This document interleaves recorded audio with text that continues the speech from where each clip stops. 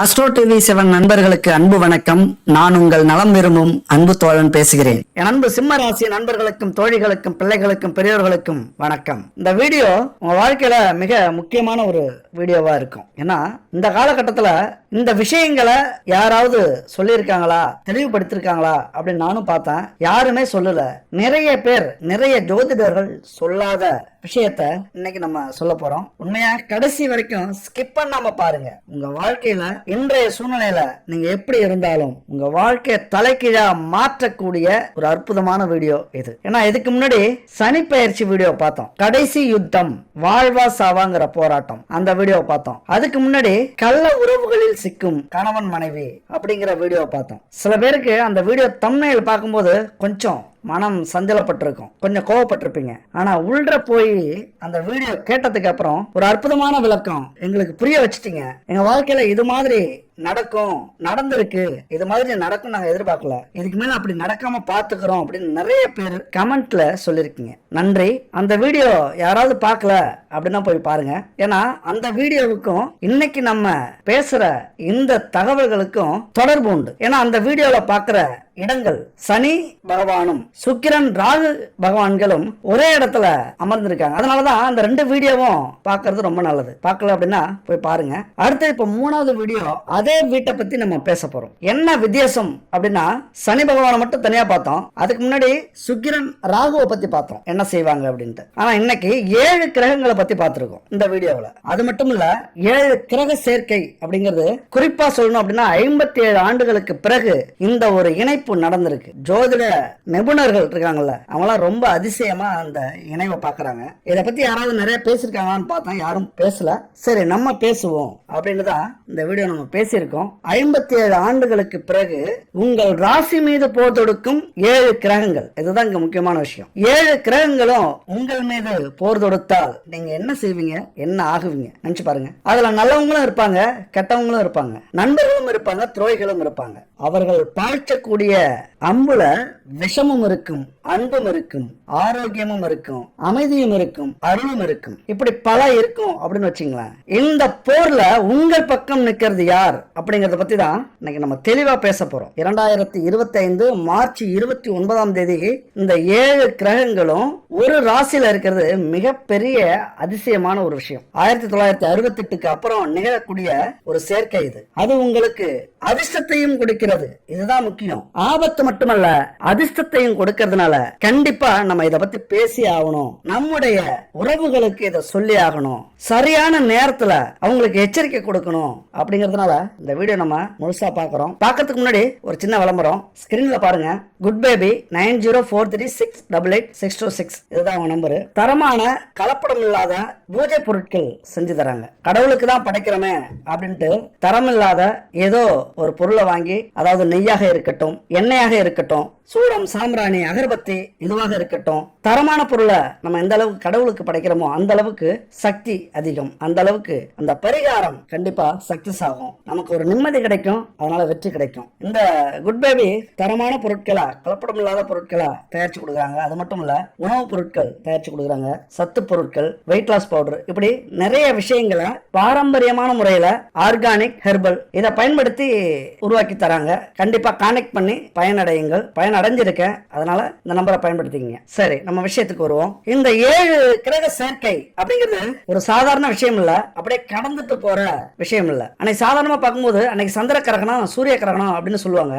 ஆனால் இந்த கிரக பயிற்சினால பல ஆச்சரியப்படுத்தக்கூடிய நன்மைகளும் உண்டு, மோசமான தீமைகளும் உண்டு. யாருக்கு? ஒவ்வொரு ராசிக்காரங்களுக்கும், இந்த பூமியில வாழ்ற ஒவ்வொரு ஆத்மாக்களுக்குமே இது ஒரு பெரிய மாற்றத்தை வாழ்க்கையில ஏற்படுத்தக்கூடியது. இந்த கிரக சேர்க்கைங்கிறது ஒரு சாதாரண தற்செயலான ஒரு நிகழ்வே இல்ல. ரொம்ப சிறப்பு வாய்ந்தது, முக்கியத்துவம் வாய்ந்தது, பல கிரகங்களுடைய கர்ம வினையை தீர்க்கறதுக்காக வரக்கூடியது. அது மட்டும் இல்ல, வாழ்க்கையில எல்லாத்தையும் இழந்துட்டு அனாதையா நிக்கிற என் அன்பு நண்பர்களுக்கும், தோழிகளுக்கும், பெரியோர்களுக்கும், இளைஞர்களுக்கும் இந்த பயிற்சிகள் ஏழு கிரக பேச்சு ஒரே ராசியில வர்றது ஒரு பொற்காலம் அப்படின்னு சொல்லலாம். உங்க வாழ்க்கையில கொஞ்சம் சுதாரிச்சு, கொஞ்சம் யோசிச்சு, கொஞ்சமா உழைச்சி, அதிகமா சிந்திச்சு செயல்பட்டீங்க அப்படின்னா மிகப்பெரிய வெற்றியை நீங்க எந்த வயதாக இருந்தாலும் சரி அடையலாம். அதனாலதான் இந்த காலகட்டத்துல இந்த பிரபஞ்சம் கொடுக்கிற இந்த அற்புதமான ஒரு வாய்ப்பை உங்கள்கிட்ட வந்து சேர்க்கணும் அப்படின்னு என்னுடைய ஆசை இல்ல, அந்த இறைவனின் ஈசனுடைய கட்டளை. அந்த கட்டளையை நான் நிறைவேற்றுறேன், அவ்வளவுதான். அப்ப இந்த சேர்க்கை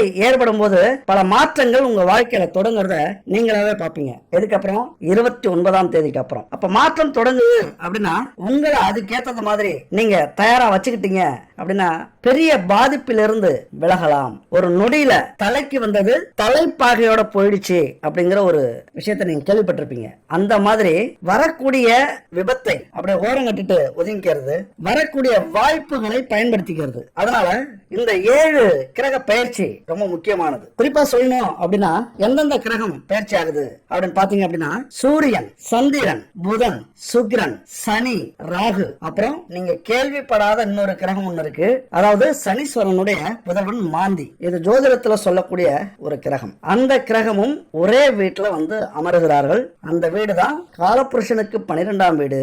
ஒரே வீட்டுல அமர்ந்து பலனை கொடுக்க போறாங்க. ஏன்னா ஒட்டுமொத்த கிரகமும் இருக்கிற கிரகம் வந்து 9, மாந்தியோட 10 அப்படின்னு வச்சுங்களேன். 10 கிரகத்துல 7 கிரகம் ஒரு வீட்டுல போய் அமர்ந்துட்டா உங்களுக்கு ஆதரவா நிக்கக்கூடிய கிரகம் இது.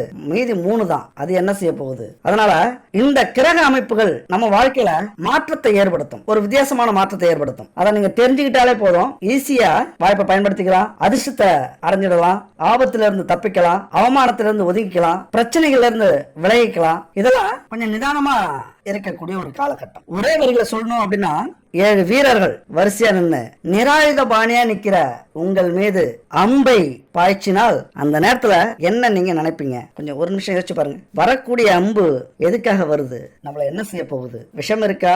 இனிப்பு இருக்கா? அன்பு இருக்கா? துரோகம் இருக்கா? தோல்வி இருக்கா? அவமானம் இருக்கா? இழப்பு இருக்கா? எத்தனை கேள்விகள் உங்க முன்னாடி கேட்கறது மாதிரி வரும், உங்க எண்ணத்துல ஓடும். உண்மையா 7 தானே அப்படின்னு அலட்சியப்படுத்துனீங்க அப்படின்னா இந்த வீடியோ உங்களுக்கு தேவைப்படாது. ஆனா 7 கிரகம் ஒரே இடத்துல இருந்து என்ன செய்ய போகுது அப்படிங்கிற ஒரு ஆர்வத்தை விட உங்கள் வாழ்க்கையின் மேல அக்கறை இருந்தா கண்டிப்பா கொஞ்சம் கூர்ந்து கவனிங்க. இப்ப உதாரணத்துக்கு சூரியன், சந்திரன் அப்படின்னா நம்முடைய பெற்றோர்களை குறிக்கும். அவங்க வந்து காலபுருஷனின் 12வது வீட்டுல வந்து அமர்றாங்க. முன்னோர்களை குறிக்கும், ஒரு தலைமை பண்பை குறிக்கும், அரசியல் அரசு துறையை குறிக்கும் சூரியன் அப்படிங்கிறது. சந்திரன் அப்படின்னா வெளிநாட்டுக்கு போறதை பத்தி சொல்லும். இங்க தொழிலை பத்தி சொல்லக்கூடிய விஷயம், அன்பை பத்தி சொல்லக்கூடிய விஷயம். நம்ம யார் மீது அன்பு செலுத்துறோம், அது உண்மையான அன்பா, நமக்கு கிடைக்கிற அன்பு உண்மையா கிடைக்குதா, துரோகம் வருதா அப்படின்னு சொல்லக்கூடிய கிரகங்கள். நம்மள தைரியமா துணிச்சலா முடிவெடுக்கக்கூடிய கிரகம் சூரியன். அதுபோல புதன் புத்திக்கு அதிபதி, சரியான நேரத்துல சரியா யோசிக்க வைக்கக்கூடிய கிரகம். எப்பொழுதுமே நம்ம மூளை எதையோ பத்தி சிந்திச்சுக்கிட்டே இருக்கும், அதை சொல்லக்கூடிய கிரகம் புதன். 12ஆம் இடத்துல காலபுருஷனுக்கு 12ஆம் வீட்டுல. ஆனா அந்த வீடு சூரியன் சந்திரனுக்கு நட்பு சமமா வருது, பிரச்சனை இல்லை. இங்க புதன் நீச்சமா வந்து அமர்றார். ஐயோ பாவம். நீச்சம்னா என்னங்க செய்யும்? புதன் புத்திக்கு அதிபதி நீச்சம் அடையும் போது சரியான நேரத்துல சரியான யோசனை நம்மளால செய்யவே முடியாது. மற்ற கிரகங்கள் நம்மளை தூண்டி விட்டு தப்பு பண்ண வைக்கும், அதிக செலவு பண்ண வைக்கும், அவசரப்பட்ட ஒரு காரியத்துல இறங்க வைக்கும், பொறுமையா யோசிக்க விடாம வேகமா சிந்திக்க வச்சு டக்குன்னு குயில இறக்கி விடும். அதையெல்லாம் தடுக்கக்கூடிய புத்தி நீச்சம் அடைஞ்சிருக்கிறதுனால அதனால புத்தி சரியா இந்த காலகட்டத்துல வேலை செய்யாது.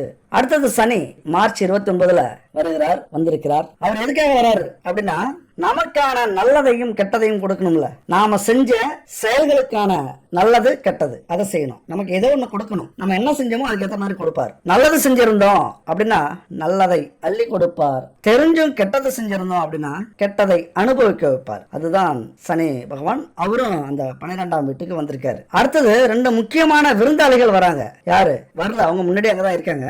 சுக்கிர பகவான் உல்லாசத்துக்கு, ஆடம்பரத்துக்கு, சுகமான வாழ்க்கைக்கு, மன சஞ்சலம் படக்கூடிய காம சுகத்தை ஏற்படுத்தக்கூடிய, சிற்றின்பத்தை அதிகமாக கொடுக்கக்கூடிய, இந்த உலகத்துல எல்லாத்தையும் அனுபவிக்கணும், எல்லா பொருட்களையும் அனுபவிக்கணும், எல்லா ஆண்களையும் அல்லது எல்லா பெண்களையும் அனுபவிக்கணும் அப்படின்னு ஒரு உணர்வை தூண்டக்கூடியவர் சுக்கிரன். அவரு அந்த வீட்டுல இருக்கார். பத்தாக்குறைக்கு இன்னொருத்தர் அங்க இருக்கார், ராகு. ரொம்ப வித்தியாசமான ஆளு. நான் ஏற்கனவே சொல்லியிருக்கேன், இந்த கள்ள உறவில் சிக்கும் கணவன் மனைவிங்கிற வீடியோல சொல்லியிருக்கேன். அதுதான் அங்க முக்கியமான விஷயம். இந்த ராகு என்ன செய்வாரு, ரகசியமான உறவுகளை ஏற்படுத்திடுவார். ஒரு ஆர்வத்தை ஏற்படுத்தி, உற்சாகத்தை ஏற்படுத்தி, இன்னும் உங்களுக்கு புரியாத மாதிரி ஒரு மொழியில சொல்லணும் அப்படின்னா, ஒரு உடல் வேட்கையை ஏற்படுத்தி, காம வெறியை ஏற்படுத்தி, காம இச்சையை கொடுத்து, புத்தியை வேலை செய்ய விடாம இதை அடைந்தே தீர வேண்டும், இந்த சுகத்தை அடைந்தே தீர வேண்டும், அல்லது இந்த ஆணை அடைந்தே தீர வேண்டும், அல்லது இந்த பெண்ணை அடைந்தே தீர வேண்டும். அவங்க நல்லவங்களா கெட்டவங்களா, கருப்பா சிவப்பா, உயர்ந்த ஜாதியா தாழ்ந்த ஜாதியா, நல்ல குணம் கொண்டவர்களா கெட்ட குணம் கொண்டவர்களா,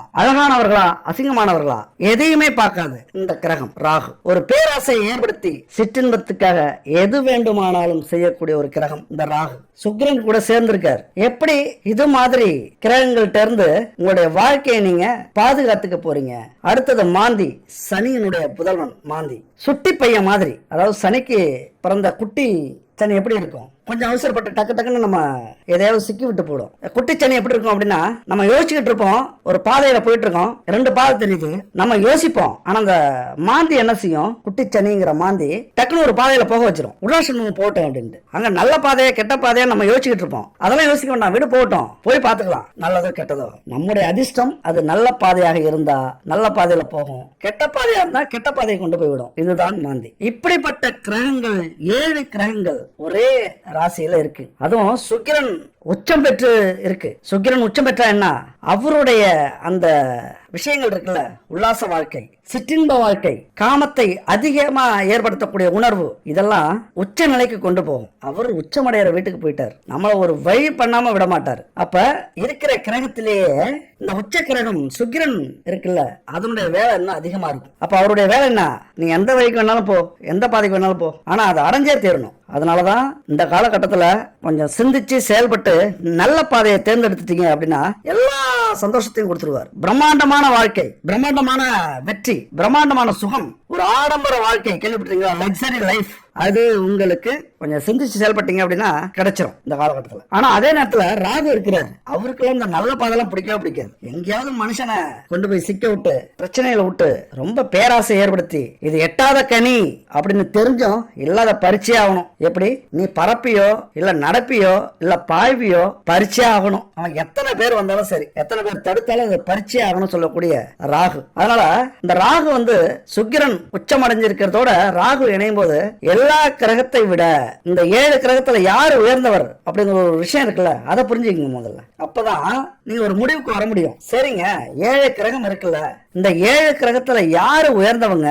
யாருடைய ஆதிக்கம் நம்ம மேல அதிகமா செலுத்தப்படும், யாரு சொல்றத நம்ம மூளை கேட்கும், யாரு சொல்றத நம்முடைய சூழ்நிலை செய்யும், அல்லது நம்மளுடைய விதி நடத்தும் அப்படின்னு கேட்க வரீங்க அப்படின்னா, சூரியன், சந்திரன், புதன் இது எல்லாமே அவரவர்களுடைய கடமையை செய்வார்கள். கடமைன்னா என்ன, எப்பா நீ சொல்றத நான் செய்யறேன், அவ்வளவுதான், நீ என்ன நினைக்கிறியோ அதை நான் செஞ்சுட்டு போறேன் அப்படின்னு செய்யக்கூடியவர்கள். அவங்களால எந்த ஒரு பாதிப்பும் நமக்கு வராது. அதே நேரத்துல சனி மாந்தி இருக்காங்களே, நீங்க என்ன செஞ்சீங்களோ அதுக்கு நான் உங்களுக்கு கொடுத்துட்டு போறேன்ப்பா, எனக்கு லஞ்சம்லாம் வேணாம், நான் லஞ்சம் வாங்க மாட்டேன், நீங்க என்ன செஞ்சீங்களோ நல்லது செய்றீங்களா, உங்களுக்கு நல்லது செய்யறேன், கெட்டது செய்யறீங்களா கெட்டது கொடுக்குறேன், அனுபவி ராஜா அனுபவி அப்படின்னு போயிட்டே இருப்பாங்க கொடுத்துட்டு. ஆனா அதுலயே இந்த 2 பேரும் நமக்கு பிரச்சனை இல்லை. நம்ம என்ன விதைச்சோமோ அந்த பயிரை அறுவடை செஞ்சுக்கலாம், அது நமக்கு நல்ல பலனாவும் கெட்ட பலனாவும் கிடைக்க போகுது, அது பிரச்சனை இல்லை, அது நம்மளால வரக்கூடிய விஷயங்கள். அடுத்தது இந்த 5 பேரை விட உயர்ந்தவர் சுக்கிரன். ஆசை ஏற்படுத்திட்டே இருப்பாரு, ஒரு உழைச்சி வாழ்க்கையில முன்னேறும் அப்படின்னு நினைக்கிற அளவுக்கு சிந்திச்சாலும் நீ உழைப்பியோ உழைக்க மாட்டியோ, எனக்கு இந்த கார் வாங்கி ஆகணும், இந்த பைக் வாங்கி ஆகணும், இந்த வீடு வாங்கி ஆகணும், இந்த சொத்து வாங்கி ஆகணும், இந்த பணம் நமக்கு கிடைச்சே ஆகணும், இந்த பங்களா கட்டி ஆகணும், இந்த நாட்டுக்கு போகணும், இந்த ஊருக்கு சுற்றுலா போகணும், இந்த பொண்ணை எப்படியாவது கவர்ந்து அனுபவிச்சிடணும், இந்த பையன் கூட ஒரு நாளாவது வாழ்ந்து பார்த்துடணும், இப்படி நினைக்க வைக்கக்கூடிய கிரகம் சுக்கிரன். 5 கிரகத்தை விட உயர்ந்த குணம் கொண்டவர் சுக்கிரன். அதிக ஆதிக்கம் செலுத்தக்கூடியவர் சுக்கிரன். உயர்ந்த குணம் கூட சொல்லக்கூடாது, அதிக ஆதிக்கத்தை நம்ம மேல செலுத்தக்கூடியவர் சுக்கிரன். அடுத்தது ராகு. ராகுவுடைய குணத்தை நீங்க தெரிஞ்சுக்கிட்டீங்க அப்படின்னா உண்மையா ஆச்சரியப்படுவீங்க. உங்க வாழ்க்கையில நடந்த பல துன்பங்களுக்கும் பல கஷ்டங்களுக்கும் எதிர்பாராத சம்பவங்களுக்கும் காரணம் இவராத்தான் இருக்கும். ஏன் அப்படின்னா ராகு அப்படின்னா பாம்புன்னு சொல்லுவாங்க. பாம்புன்னா முழு உடல் இல்ல, தலை ராகுவும் உடல் கேதுவும் அப்படின்னு ஜோதிடத்துல சொல்லுவாங்க. தலை மட்டும் எப்படி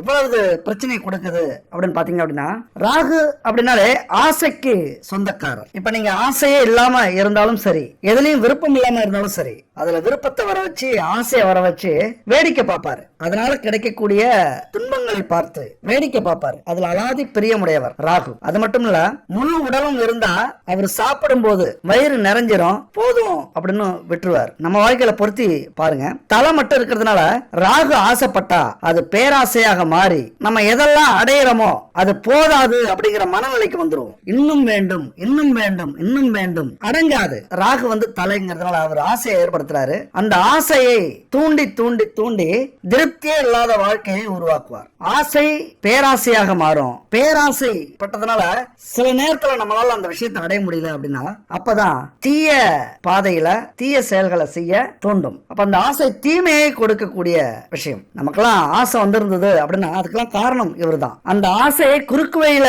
நம்ம அடையணும்னு நினைச்சிருந்தோம் அப்படின்னா அதுக்கு காரணம் இவர்தான். சிம்ம ராசியை பொறுத்த வரைக்கும் எப்போதுமே அந்த மதிப்போட மரியாதையோட அந்த கௌரவத்தோட வாழ்ற குணம். புலி பசித்தாலும் புல்லை தின்னாது. அந்த மாதிரி எவ்வளவு கஷ்டம் வந்தாலும் சரி, எவ்வளவு பிரச்சனைகள் வந்தாலும் சரி, தாழ்ந்து போயிட மாட்டாங்க என் அன்பு சிம்மராசி நண்பர்களும் தோழிகளும். ஆனா இப்படி ஒரு கௌரவத்தோட எல்லாம் முடியும், எனக்கு எல்லாம் தெரியும் அப்படின்னு ஒரு சிங்கம் மாதிரி தனிக்காட்டு ராஜாவா வாழ்ந்துட்டு இருக்கிற உங்களுக்கு இந்த காலகட்டம்லாம் மிகப்பெரிய சோதனை கட்டம் அப்படின்னு நீங்க நினைச்சுக்கணும். உங்களை சோதிக்கிறதுக்காக இந்த பிரபஞ்சத்தின் திருவிளையாடல் அல்லது இறைவனின் திருவிளையாடல். ஏன்னா அப்படி ஒரு காலகட்டம். அஷ்டம சனியாக அமர்ந்து அவரது திருவிளையாடலை ஆரம்பிக்கிறாரு. அது மட்டும் இல்ல, கூட ஒரு 6 கிரகமும் சேர்ந்துருச்சு. அதாவது 29ஆம் தேதி இந்த 6 கிரகங்களும் ஒன்றாக இருந்திருக்கு. அடுத்தடுத்தது மாறி போயிட்டாலும் அந்த ஆரம்பம் அப்படிங்கிறது மிக மிக முக்கியமானது. இதனுடைய தாக்கம் 6 மாசத்துல இருந்து 1 வருஷம் வரைக்கும் இருக்கும். இப்ப சனி பகவான் இருக்கிறதுனால அது 2.5 ஆண்டுகளுக்கு கூட நீடிக்கலாம். அதனால என்னடா நெகட்டிவா பேசுறேன் அப்படின்லாம் யோசிக்க வேண்டாம். இது நெகட்டிவே இல்ல, ஒரு எச்சரிக்கை. ஏதோ புலி வருது புலி வருதுன்னு ஒரு 10 டைம் கேட்டு கேட்டு உண்மையான புலி வரும்போது அலட்சியமா இருந்துறது மாதிரி எல்லாரும் மிரட்ட மிரட்ட எதுவுமே நடக்கல நம்ம வாழ்க்கையில அப்படி நினைச்சிட்டு அலட்சியமா இருந்துட்டீங்க அப்படின்னா இந்த 7 கிரகங்களும் அதன் வேலையை பார்க்கும்போது நம்ம மேல 7 கிரகங்கள் 7 அரசர்கள் மாதிரி போர் தொடுத்தால் அல்லது 7 துரோகங்கள், 7 விதமான எதிரிகள், நண்பர்கள், எதிரிகள், துரோகிகள், உறவினர்கள், கூட பிறந்தவங்க, துணை, இப்படி இவங்கெல்லாம் நம்ம மேல ஒரே நேரத்துல போர் தொடுத்தா அலட்சியமா இருப்போமா? அதனால இந்த காலகட்டத்துல என் அன்பு சிம்ம ராசி நண்பர்களுக்கு ரொம்ப சோதனையான காலகட்டம். ஏன்னா 8ல இந்த 7 கிரகங்களும் சேர்ந்திருப்பது உண்மையே எனக்கே கொஞ்சம் பிரமிப்பா இருக்கு. எப்படி இந்த கிரகத்திட்ட இருந்து நீங்க தப்பிக்க போறீங்க? எனக்கு எல்லாமே தெரியும், நான் தான் இந்த காட்டுக்கு ராஜா அப்படின்னு சொல்லிக்கிட்டு இருக்கிற உங்களுடைய அந்த தன்னம்பிக்கைக்கு வரக்கூடிய ஒரு பெரிய சோதனை இது. எனக்கு புரியுது இது சோதனை காலம் அப்படின்னு. ஆனா நீங்க எப்ப வீழ்வீங்கன்னு எதிர்பார்த்துட்டு இருக்கிற எதிரிகளுக்கு புரியாது இது ஒரு சோதனை காலம் அப்படின்னு. நீங்க எப்ப அவமானப்படுவீங்க, உங்களது கௌரவம் எப்ப போவோம், செல்வங்கள் எப்ப இழப்பீங்க, இதெல்லாம் எதிர்பார்த்துட்டு இருக்கிற அந்த துரோகிகளுக்கு தெரியாது இது ஒரு சோதனை காலம் அப்படின்னு. ஆனா எனக்கு தெரியுது இது எல்லாமே இறைவனுடைய திருவிளையாடல். எல்லாருடைய பார்வையும் உங்க மேல இப்ப விழும். ஏன்னா 8ஆம் வீட்டு 7 கிரக சேர்ப்புங்கிறது அவ்வளவு சாதாரண விஷயம் இல்ல. இப்ப எப்படி எழுந்திருப்ப, இப்ப எப்படி நிமிர்ந்து நடப்ப, ஊர்ல இப்ப என்ன செய்வ, யானைக்கும் அடிசருக்கும்ல அப்படின்னு சில குள்ள நரிகள் பேசும். உங்களை சுத்தி இருக்கிற குள்ள நரிகளோ அல்லது ஊர்ல இருக்கிறவங்களோ தெரிஞ்சவங்களோ இப்படி எல்லாம் பேசுவாங்க. ஆனா நாங்கெல்லாம் பிறந்ததுக்கு அப்புறம் சிங்களடா, பிறக்கும் போதே சிங்கம் அப்படின்னு நிரூபிக்கக்கூடிய காலகட்டம் உங்களுக்கு. இதை நீங்க புரிஞ்சுக்கணும். பல விஷயத்துல தடை வரும், தாமதம் வரும், தோல்வி வரும், அவமானம் வரும், இன்னும் சொல்ல போனா தற்கொலை பண்ணிக்கலாமா அப்படிங்கிற எண்ணம் வரும். ஏன்னா கட்டிய கணவனே கட்டிய மனைவியே நம்மளை அவமானப்படுத்துவாங்க, நமக்கு துரோகம் செய்வாங்க, நமக்கு எதிராக நிற்பாங்க. பெத்தவங்களே அப்படி இருப்பாங்க, கூட பிறந்தவங்க அப்படி இருப்பாங்க, கடைசி வரைக்கும் யாரெல்லாம் வர போறாங்கன்னு நினைக்கிறோமோ அவங்கெல்லாம் இருப்பாங்க. அப்ப இந்த எண்ணம் நமக்கு வரும். இப்பதான் நீங்க நாங்களாம் பிறக்கும் போதே சிங்கம், எதற்கும் அஞ்சாதவர்கள் அப்படின்னு நிரூபிச்சு காட்டக்கூடிய ஒரு காலகட்டம். எல்லாரும் பயமுறுத்தி இருப்பாங்க. இது பயமுறுத்தல் இல்ல, உங்களால முடியுங்கிற உண்மை.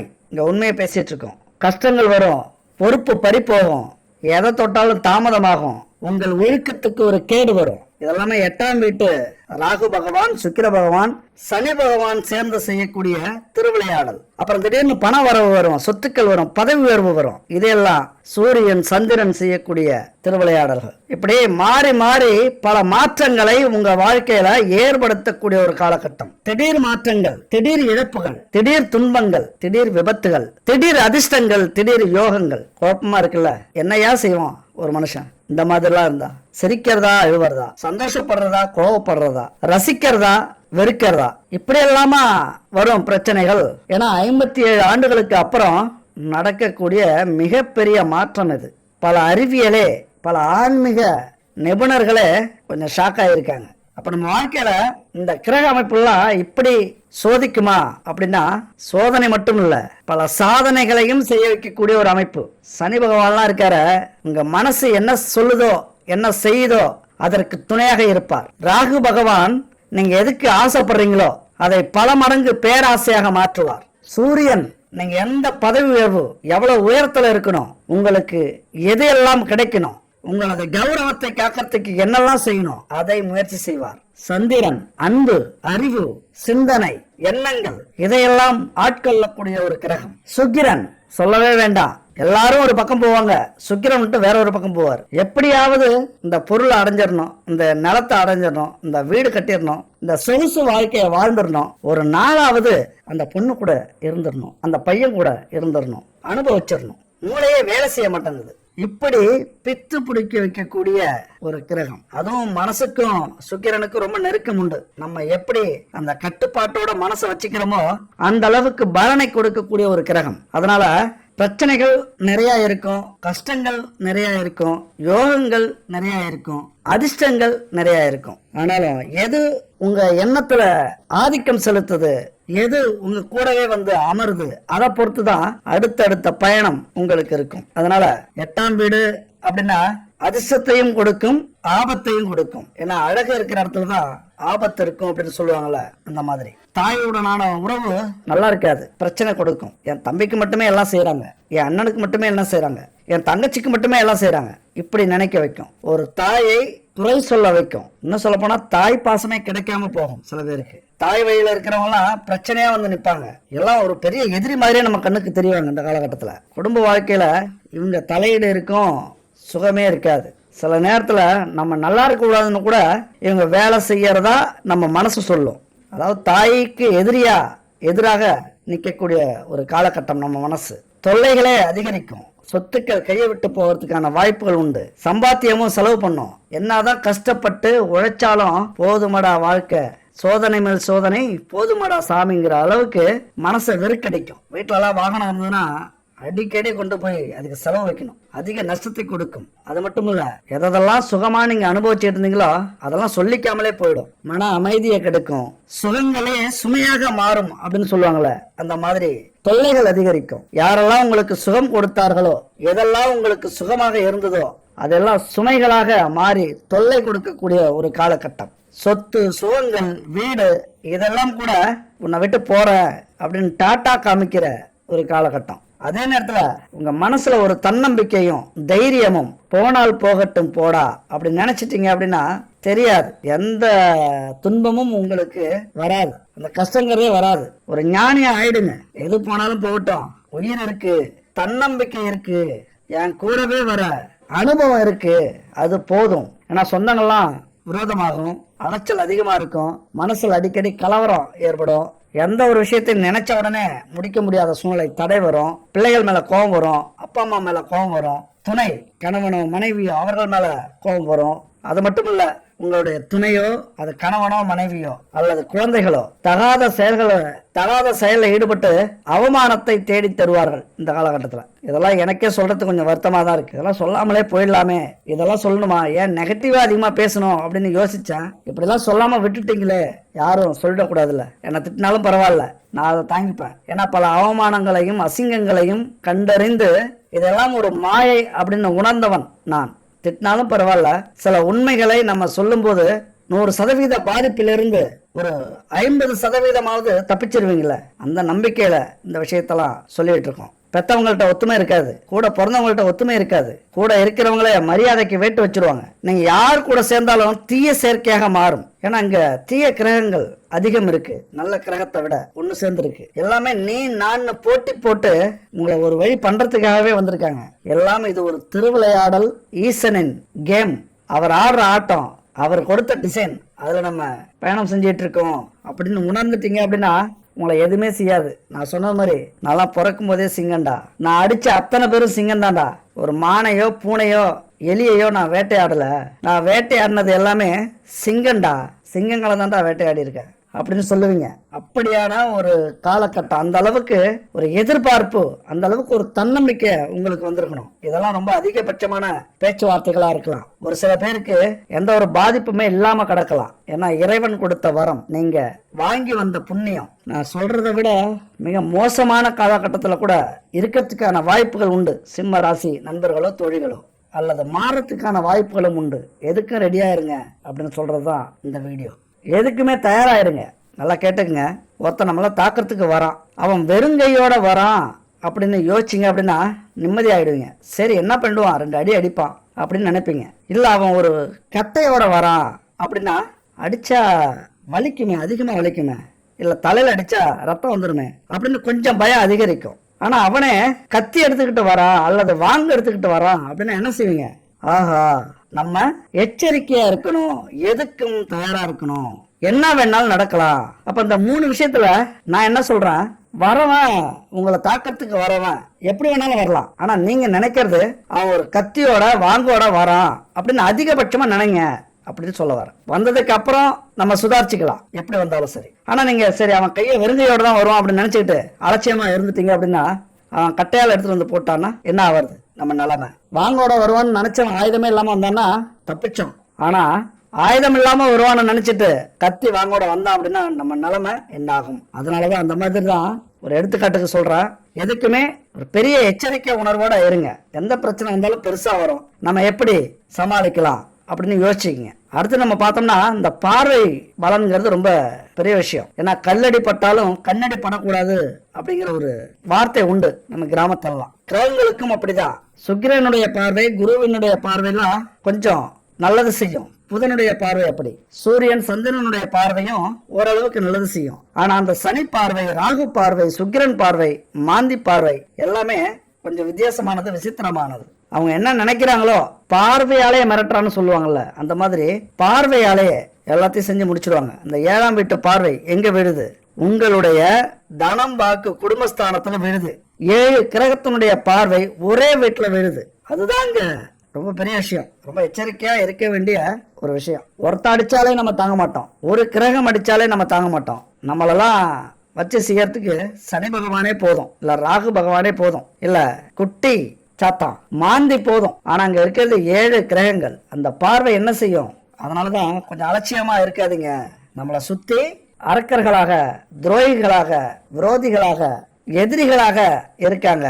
போர் தொடுக்க காத்திருக்காங்க. எப்படி தப்பிக்கணும் அப்படின்னு யோசிக்காதீங்க, எப்படி எதிர்த்தடிக்கணும் அப்படின்னு யோசிங்க. இந்த தப்பிக்கிற பழக்கமோ குணமோ வரலாறோ சிம்ம ராசிக்கு இல்லை. அதனாலதான் சிம்ம ராசி. இதுல ஏதாவது உங்களுக்கு சந்தேகமா இருந்தா உங்க ராசி என்னன்னு முதல்ல செக் பண்ணுங்க. வேற ராசியா கூட இருக்கலாம். இதுல உங்களுக்கு சந்தேகம் வந்ததுன்னா, சிம்ம ராசியா இருந்ததுன்னா சந்தேகம் வராது. சிங்கம் தான் நீங்க. இந்த 7 பார்வை என்ன செய்யும் அப்படின்னா, கணவன் மனைவி மேல பிரியம் இல்லாம போகும். உங்களது துணை கணவனாக இருந்தா ஆசை வைக்க மாட்டாங்க இந்த காலகட்டத்துல. மனைவியாக இருந்தா வெறுப்பாங்க.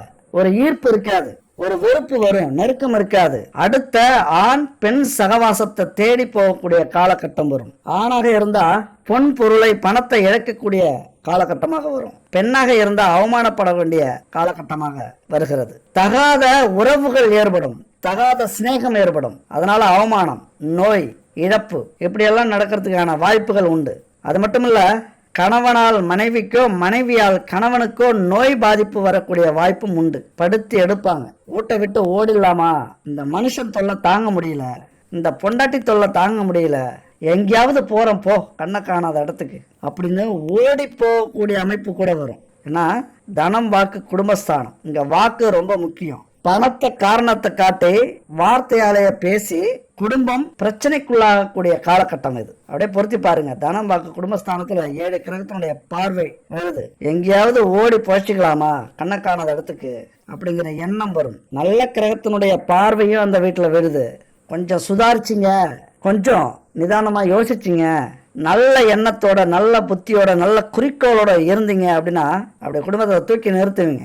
அத்தனை சாதனைகளையும் படைப்பீங்க.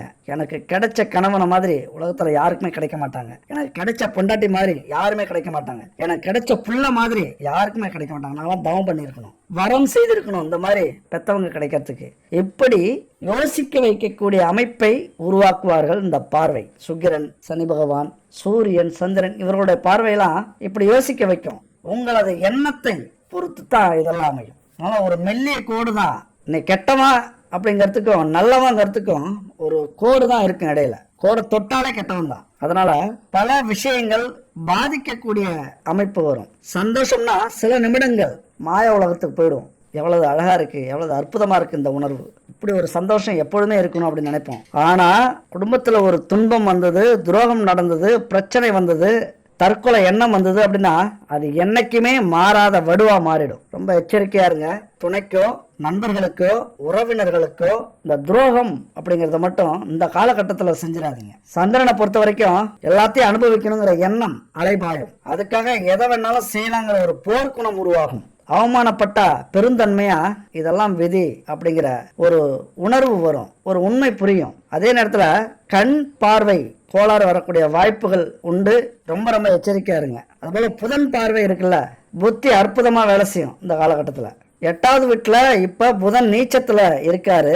அவருடைய பார்வை ஆட்சி பெற்ற புதனையும் பார்க்குது. 2ஆம் வீட்டை சொல்லி அடிக்கிற கில்லி மாதிரி யோசிப்பீங்க. உனக்கு தெரியுமா, நீங்க யோசிச்சீங்க அப்படின்னா அது மாறாது. இங்க என்னன்னா செயலை விட சிந்திக்க வேண்டியது மிக அவசியம். உங்களது உடலும் மனமும் ஒரு விஷயம் செய்யுது அல்லது செய்ய தூண்டுது அப்படின்னா உடனே எடுத்தோம் கவிழ்த்தோன்னு செஞ்சிடாதீங்க.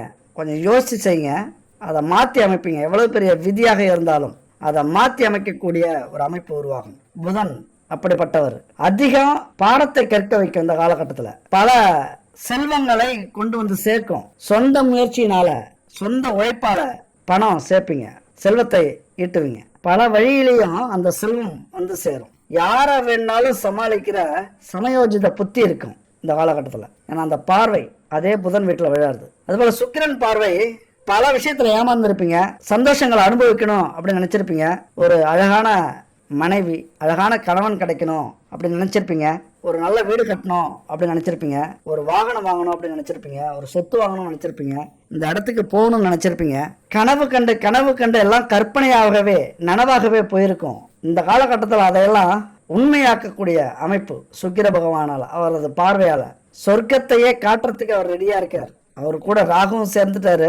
அந்த ஆசைகளை பேராசையாக்கி கொஞ்சம் தவறான பாதையிலேயே நடக்க தூண்டுவாரு. இங்க வந்து எது தேவை, எந்த அளவுக்கு தேவை, எந்த செல்வம் நிலைக்கும், எந்த லாபம் நிலைக்கும், இதெல்லாம் பகுத்து ஆராய வேண்டிய காலகட்டம் அது. ஏன்னா எல்லாத்தையும் கவனிச்சுட்டு இருப்பாரு சனீஸ்வரன். அவருடைய நேரம் வரும்போது தட்டுவார், அமைதி அமைதி அமைதி, தீர்ப்பு எழுதிட்டு பேனாமல உடைச்சிருவார். ஏன்னா அவர் தானே அங்க நீதிபதி. எல்லாத்தையும் பொறுமையா இருந்து இதுவரைக்கும் கவனிச்சாரு. ஏதாவது தப்பு பண்ணியிருந்தீங்க அப்படின்னா இப்ப அதுக்கான தண்டனை கொடுக்கறதுக்கு ரெடி ஆவாரு. நீங்க செஞ்சதெல்லாம் நியாயம், உண்மைக்காக வாழ்ந்தீங்க, அந்த நேர்மையை கடைபிடிச்சிங்க அப்படின்னா கொஞ்சம் வெயிட் பண்ணுவார். கொடுப்போம், கொஞ்சம் போகட்டும், வெயிட் பண்ணி கொடுக்கிறவர். இங்க ரொம்ப சிக்கலே ராகு பகவானும் மாந்தியினுடைய பார்வையும் தான் அங்க சிக்கல். எடுத்ததுக்கெல்லாம் கோபம் வரும், எடுத்ததுக்கெல்லாம் கையை தூக்குவீங்க. நல்லது எது கெட்டது எதுன்னே தெரியாது, ஆராயவே மாட்டீங்க. எடுத்தேன் கவிழ்த்தேன் முடிச்சேன் கோர்ட்டு கேஸுக்கு போனேன்னு ஆயிடும். ஒப்புக்கு பெறாத விஷயத்துக்கெல்லாம் கையை ஓங்குவீங்க. இருடா இப்ப வரேன், 2 பாட்டில் போட்டு வரேன் அப்படின்னு சொல்லிட்டு போற அளவுக்கு பிரச்சனைகள் வரும். போட்டுட்டு வந்தா என்ன நடந்ததுன்னே தெரியல. காலையில ஹாஸ்பிட்டல்ல இருக்கான், இல்லைன்னா காவல்துறை போலீஸ் ஸ்டேஷன்ல கீழே தரையில உட்காந்துருப்பீங்க. உங்களை சொல்லல, அந்த அமைப்பை ஏற்படுத்தும் ராகு பகவான். அதே நல்ல எண்ணத்தோட இன்னைக்கு எப்படியாவது 1 லட்ச ரூபா சம்பாரிச்சிடணும் அப்படின்னு நினைச்சிங்க அப்படின்னா 10 லட்ச ரூபா சம்பாதிக்க வைக்கும். ராகு பகவானுக்கு அவ்வளவு வலிமை உண்டு. இவன் நம்மளை டென்ஷன் படுத்திட்டே இருக்கான்டா, இன்னைக்கு அவனை ஒரு வழி பார்த்துடணும் அப்படின்னா அடுத்தது கோர்ட்டு ஜெயில கொண்டு போய் நிறுத்தும். அதிகபட்ச பலனை கொடுக்கக்கூடிய கிரகம் இந்த ராகு கிரகம். அதனால புகழ் வந்தாலும் மயங்கிடக்கூடாது, துன்பம் வந்தாலும் துவண்டு போயிடக்கூடாது. எல்லாம் இறைவனின் ஆட்டம், இறைவனின் நாடக மேடை. அதனால என் நண்பர்களே, உறவுகளே, 1000 கஷ்டங்கள் வந்தாலும், 1000 பேர் எதிர்த்து நின்னாலும், இந்த உலகத்துல யாருமே இல்ல அப்படின்னு நினைச்சாலும் இறைவன் இருக்கிறான். இறைவா, உன்னுடைய திருவிளையாடலில் நான் ஒரு நடிகன், உன்னுடைய நாடகத்துல எனக்கு ஒரு வாய்ப்பு கிடைச்சிருக்கு, எனக்கு ஒரு பாத்திரம் கொடுத்திருக்கீங்க, அதன்படி நான் நடிக்கிறேன். அதுக்கப்புறம் இந்த நாடகத்தின் கிளைமாக்ஸ் எப்படி கொண்டு போவீங்க அப்படிங்கிறது உங்க கையில இருக்கு. அதையும் நீங்களே இயக்கிடுங்க, எழுதி முடிச்சிருங்க அப்படின்னு சொல்லிடுங்க. அதனால எத்தனை கஷ்டம் வந்தாலும், துன்பம் வந்தாலும், துயரம் வந்தாலும் கலங்காத மனதை உருவாக்கிக்கிங்க. தன்னம்பிக்கையை கைவிட்டாதீங்க. கடலளவு கிடைத்தாலும் மயங்க மாட்டேன், அது கையளவே ஆனாலும் கலங்க மாட்டேன், உள்ளத்திலே உள்ளதுதான் உலகம் கண்ணா, இதை உணர்ந்து கொண்டேன் துன்பமெல்லாம் விலகும் கண்ணா, உணர்ந்து கொண்டேன் துன்பமெல்லாம் விலகும் கண்ணா, ஆட்டிவிட்டால் யாரொருவர் ஆடாதாரே கண்ணா, ஆசை என்னும் தொட்டிலே ஆடாதாரே கண்ணா, நீ நடத்தும் நாடகத்தில் நானும் உண்டு, நீ நடத்தும் நாடகத்தில் நானும் உண்டு, என் நிழலில் கூட அனுபவத்தில் சோகம் உண்டு. எவ்வளவு அற்புதமான பாட்டு! நம்ம வாழ்க்கையில இந்த மாதிரியான பாட்டெல்லாம் ஒரு தெய்வத்திற்கும் மனிதர்களுக்கும் இடையான அந்த உறவு எப்படி இருக்கு, இந்த வாழ்க்கையில என்ன நடக்குது, இதுக்கெல்லாம் காரணம் யாரு, நாம என்ன செய்யணும், நாம எப்படி புரிஞ்சுக்கணும் அப்படிங்கறதெல்லாம் இது மாதிரியான பாடல்கள் நம்மளை உணர வைக்குது. இந்த பாட்டெல்லாம் உணர்ந்தீங்க, புரிஞ்சுக்கிட்டீங்க அப்படின்னா எவ்வளவு பெரிய கஷ்டமா இருந்தாலும் உங்களை ஆட்கொள்ளாது, உங்க மேல ஆதிக்கம் செலுத்தாது. அதனாலதான் அப்பப்ப இந்த மாதிரியான பாடல்களை நம்ம பாடுறது. பல வார்த்தைகள் சொல்லக்கூடிய அர்த்தத்தை இது மாதிரி சில பாட்டு வரிகள் சொல்லிடும், டக்குன்னு உங்களுக்கு புரிஞ்சிக்க முடியும். அதனாலதான் அந்த மாதிரி பாட்டை நம்ம உதாரணத்துக்கு எடுக்கிறது. அடுத்தது, இத்தனை கிரகங்களும் நம்ம மேல போர் தொடுக்கும் போது நம்ம பக்கம் நிக்கிறது யார் அப்படிங்கிற ஒரு கேள்வி வரும். நமக்காக நிக்கிறது யார் அப்படிங்கிற ஒரு எதிர்பார்ப்பு வரும். யாரும் இல்ல, இறைவன் தான், ஈசன் தான். அந்த ஈஸ்வரனை நம்பினார் கைவிடப்படார், என்னைக்குமே கைவிட மாட்டார். விஷ்ணு, பிரம்மா, சிவன், இந்த மும்மூர்த்திகள்ல சிவபெருமானுகிட்ட மட்டும்தான் வரங்களை எளிதா நம்ம பெற முடியும். இன்னைக்கு ஞானிகள், சித்தர்கள் எல்லாருமே சிவபெருமான்கிட்ட தான் மனமுருகி பிரார்த்தனை செஞ்சு தவம் இருந்து வரம் பெற்றிருக்கிறார்கள். அதெல்லாம் நம்ம இன்னைக்கு உணர்றோம். நிறைய பாடல் மூலியமா, நிறைய ஆன்மீக இதிகாசங்கள் மூலியமா நம்ம உணர்றோம். அதனாலதான் சிவபெருமான் நம்ம பக்கம் நிக்கக்கூடிய ஒரு கடவுளாக பார்க்கப்படுகிறார். சிவபெருமான் எந்த பிரச்சனையா இருந்தாலும் எளிதில் போக்கக்கூடியவர். அனைத்து வகையான துர்க்குணங்களையும், தீய எண்ணங்களையும், நமக்கு நடக்கிற துன்பங்களையும் செயல்களையும் போக்கி வாழ்க்கையில கிடைக்கிற அத்தனை விஷயங்களை கிடைக்க வைப்பார். ஒரு முக்தி நிலையை அடைய செய்யறது சிவபெருமான் மட்டும்தான் முடியும். அவரை வேண்டிக்கிட்டீங்க அப்படின்னா எல்லாமே கிடைக்கும். இது வேணும், அது வேணும் அப்படின்னு நான் முன்னாடி சொன்ன மாதிரி வேணுங்கிறத கேட்காதீங்க. எனக்கு என்ன வேணும்னு உனக்கே தெரியும், நீனே பார்த்துக்க இறைவா, அவ்வளவுதான். உங்களுக்கு ரொம்ப கஷ்டமா இருக்கு, ரொம்ப வருத்தமா இருக்கு அப்படின்னா இப்ப ஒரு மந்திரம் சொல்றேன். இந்த மந்திரத்தை சிவன் கோவிலுக்கு போயிட்டு காலையில இருந்தாலும் சரி, மாலையாக இருந்தாலும் சரி, நடை சாத்தத்துக்கு முன்னாடி இந்த மந்திரத்தை அமர்ந்து ஒரு 18 முறை அல்லது 26 முறை, முடிஞ்சா 108 முறை சொல்லுங்க. எப்படி 1 மணி நேரம் ஆகும். உங்கள் பிரச்சனை தீர்ற வரைக்கும் இந்த மந்திரத்தை போய் திங்கள் அல்லது பிரதோஷ தினம், இல்லனா அமாவாசை, இல்லனா பௌர்ணமி, இந்த நாள்ல போய் கோவில்ல போய் இந்த மந்திரத்தை சொல்லுங்க. அதாவது தியானம் பண்றது மாதிரியான நிலை இருக்கணும். முழுசா இறைவனை நம்பிக்கையோட இந்த மந்திரத்தை மனசுக்குள்ளார சொல்லணும். முடிஞ்ச கண்களை மூடிக்கிட்டு இந்த லிங்கத்தையும் சிவபெருமானையும் பார்க்கறதுக்கு முயற்சி பண்ணுங்க. அவர்கிட்ட மட்டும்தான் நமக்கு தேவையான செல்வம் இருக்கும், நமக்கு தேவையான வழி இருக்கும், நம்மளை காப்பாற்றக்கூடிய அந்த உயிர் கயிறு அவர்கிட்ட தான் இருக்கு. இந்த மந்திரத்தை சொல்லுங்க. சிவ சிவ என்கிறார் தெய்வனையாளர், சிவசிவ என்றிட தெய்வனை மாளும், சிவசிவ என்றிட தேவரும் ஆவார், சிவசிவ என்ன சிவகதிதானே அப்படிங்கிற இந்த மந்திரத்தை சொல்லுங்க.